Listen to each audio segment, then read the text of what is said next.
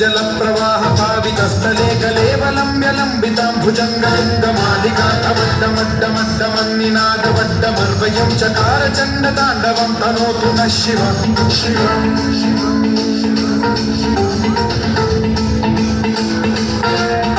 जटाकटाह सम्भ्रम भ्रमन्निलिम्ब निर्झरी विलोल वीचि वल्लरी विराजमान मूर्धनि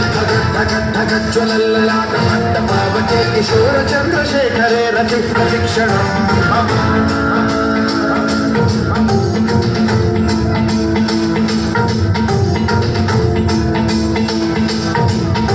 जटाभुजंग पिंगल सुरक्षणामणि प्रभात कंब कुंकुमद्रव प्रलिप्त दिग्वधूमुखे मदान्त सिंधुर सुरत्वगुत्तरीय मेधुरे मनो विनोदमद्भुतं बिभर्त भूत भर्तरी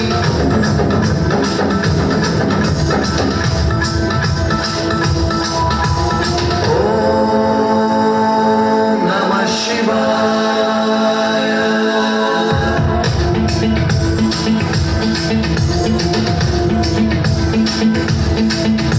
सदा शिवं भजाम्यहं सदा शिवं भजाम्यहं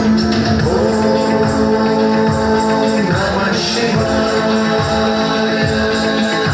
प्रफुल्लनीलपङ्कज प्रपञ्चकालिमप्रभावलम्बिकण्ठकन्दली रुचिप्रबद्धकन्धरं स्मरच्छिदं पुरच्छिदं भवच्छिदं मखच्छिदं गजच्छिदान्धकच्छिदं तमन्तकच्छिदं भजे अखर्व सर्वमङ्गलाकलाकदम्ब मञ्जरी रसप्रवाह माधुरी विजृम्भणा मधुव्रतं स्मरान्तकं पुरान्तकं भवान्तकं मखान्तकं गजान्तकान्धकान्तकं तमन्तकान्तकं भजे